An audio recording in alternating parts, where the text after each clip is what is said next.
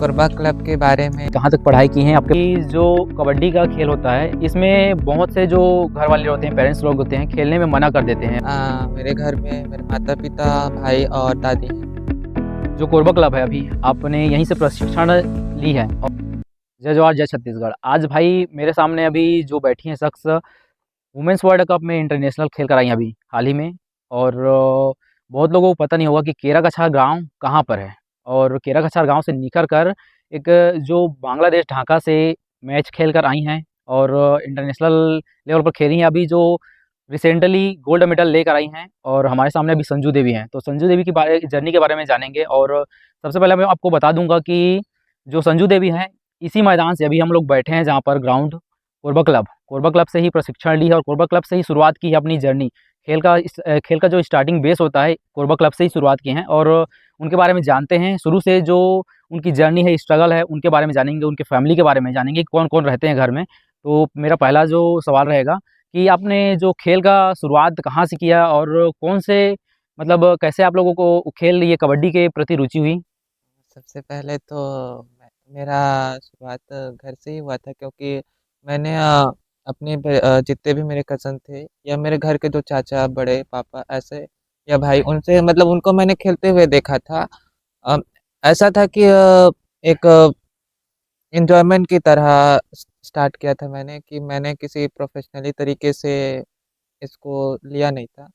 फिर धीरे-धीरे मैं जैसे ही आगे बढ़ती गई, अगले क्लास में या जैसे ही मैं आगे बढ़ी, मेरी पढ़ाई आगे बढ़ती गई, तो मैंने सोचा कि इस फ़ील्ड में मैं अपना करियर बनाऊँ। सबसे पहले तो मैंने स्कूल में ही शुरुआत किया था, और उसके बाद मुझे प्रोफ़ेशनली रूप से यहाँ देखने को मिला कि यहाँ पर जहाँ मैं अभी हूँ और जहाँ मेरा शुरुआत हुआ था कबड्डी खेलना प्रोफ़ेशनली रूप से, तो मैंने यहाँ इस ग्राउंड के बारे में सुना।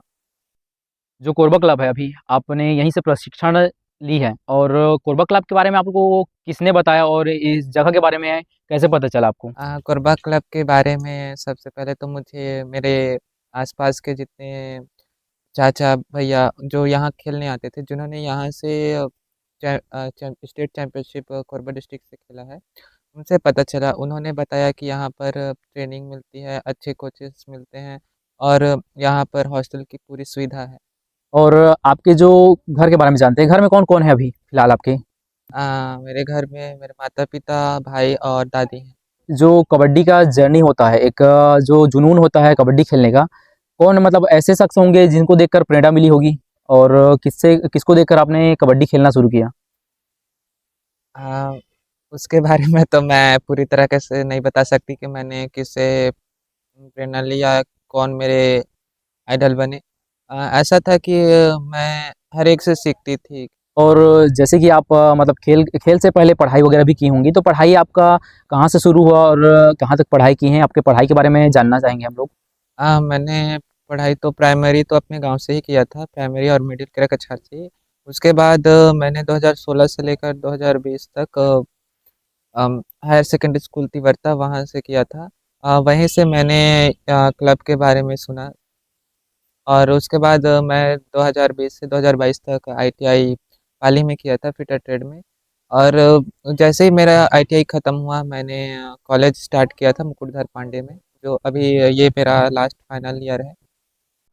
और कबड्डी के क्षेत्र में आपको क्या-क्या अचीवमेंट हुआ? कहाँ से मतलब कहाँ-कहाँ तक कौन-कौन से लेवल से खेलना स्टार्ट किए? और जो आपका शुरुआती दौर था एक छोटे से टूर्नामेंट से चालू ही होगा, क्योंकि ग्रामीण क्षेत्र में रहती हैं आप, ग्रामीण क्षेत्र से ही खेलना स्टार्ट किए हैं, क्लब से खेलना स्टार्ट किए हैं। तो जो नेशनल, इंटरनेशनल तक जाने का जर्नी था, कैसे-कैसे, कौन-कौन से सीढ़ी आपको पार करना पड़ा जिससे आप इंटरनेशनल में खेली हैं?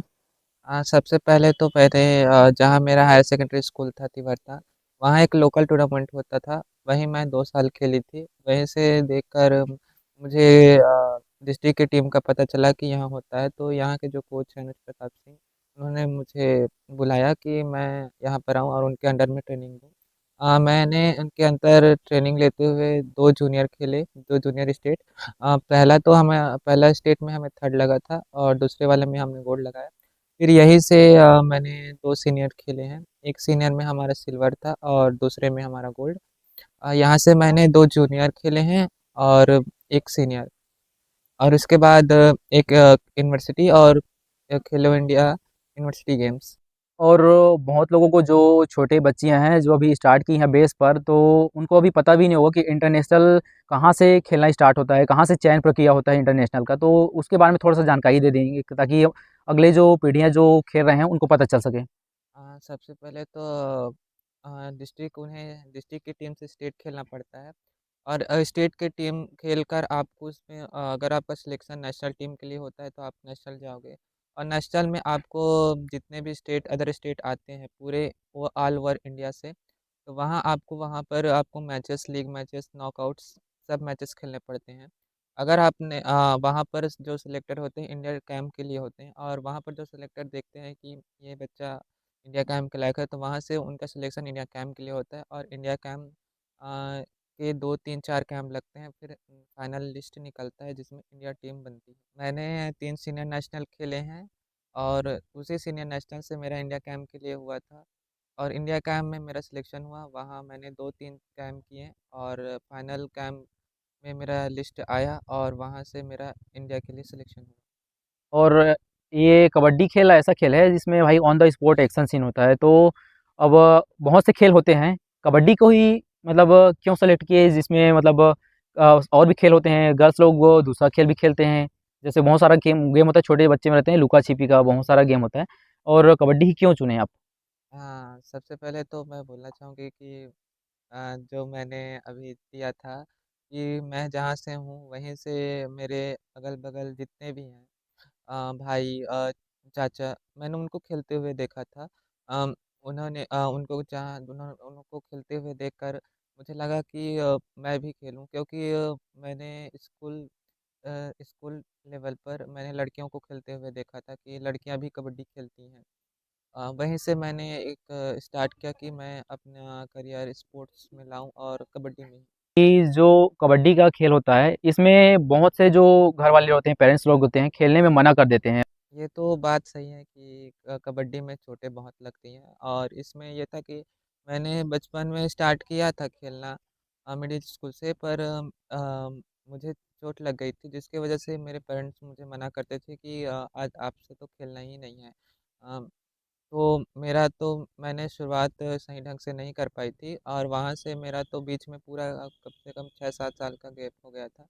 उसके बाद मैंने फिर 10th में स्टार्ट किया था, फिर 10th में उसके बाद फिर से मेरा गैप हुआ।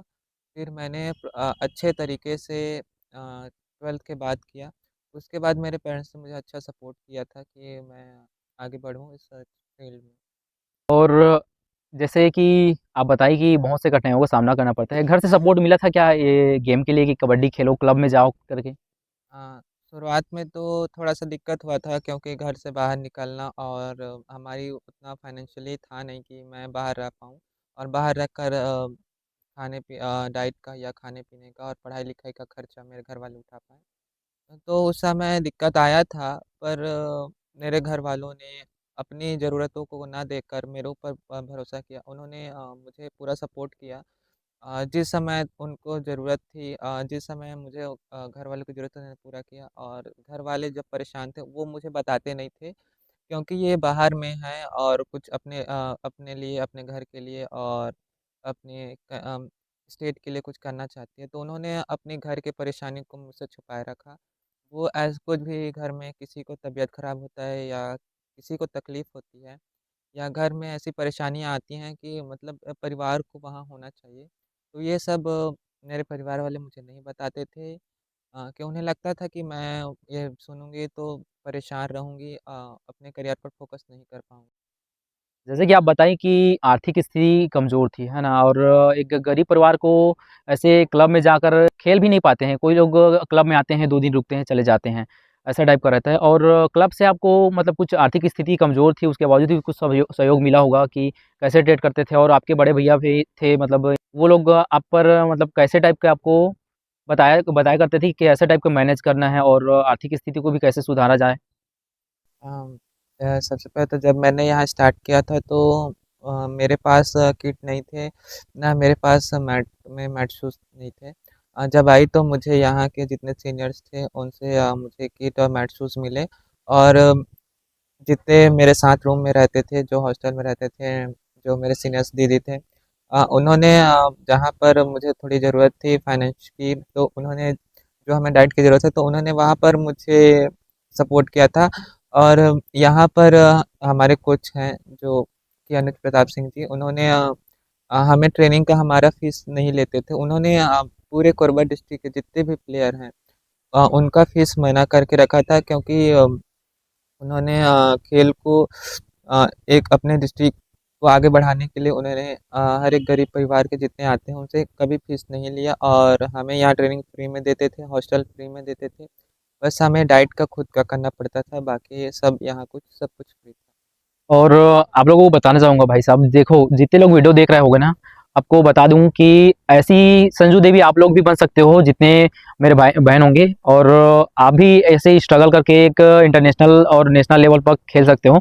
और आपके लिए देखिए जैसे बताए हैं कि कोरबा क्लब में फ़ीस नहीं लिया जाता था, और जैसे आप सक्षम हैं तो आप यहाँ पर आ सकते हैं और आप अपनी जर्नी भी स्टार्ट कर सकते हैं। ऐसे ही आप संजू देवी की तरह अपना नाम रोशन कर सकते हैं अपने छत्तीसगढ़ के लिए। और कहीं भी स्टेट हो भाई, आप लोग आ सकते हैं यहाँ कोरबा क्लब में, इंटरनेशनल खेल कराई हैं। और मैं पर्सनली भाई बहुत ज़्यादा मेरे ऊपर कमेंट आ रहा है, आप लोग वीडियो देख सकते हो, मेरे फेसबुक पर पड़ा होगा, 2 ढाई लाख 3 लाख ऐसे व्यूज़ गए हैं, और सभी लोग बोल रहे हैं कि आर्थिक सहयोग मिलना चाहिए संजू देवी को। तो मैं चाहता हूँ कि हर एक स्टेट में कहीं ना कहीं मतलब जो गवर्नमेंट होता है एक आर्थिक सहयोग करता है, तो उचित सहयोग मिलना चाहिए हर एक प्लेयर को। और ये भी होना चाहिए कि जो एक इंटरनेशनल प्लेयर है, भारत भारत के लिए खेलिए भाई, भारत के लिए जो मोस्ट वैल्यूबल प्लेयर है, जो भारत नहीं पूरे इंटरनेशनल जो पूरे विश्व में एक मोस्ट वैल्यूबल प्लेयर बनी है, तो उनको एक उचित सहयोग राशि और एक उचित शासकीय कर्मचारी के पद पर चयनित करें। सरकार से यही मेरा दरख्वास्त है। और जितना भी हो सके आप वीडियो को शेयर कीजिए, और जितना भी हो सके भाई, छोटे से छोटे कबड्डी प्लेयर या फिर कोई भी कबड्डी खिलाड़ी देख रहा हो या फिर मेरा ऑडियंस देख रहा हो, तो प्लीज़ अब माननीय श्री मुख्यमंत्री विष्णुदेव साय को टैग कीजिए और ये वीडियो को देखें, और उनको एक उचित सहयोग राशि मिले, और एक जो इंटरनेशनल प्लेयर होता है उसको एक उचित शासकीय कर्मचारी के रूप में चयनित करें। धन्यवाद। जय जोहार, जय छत्तीसगढ़।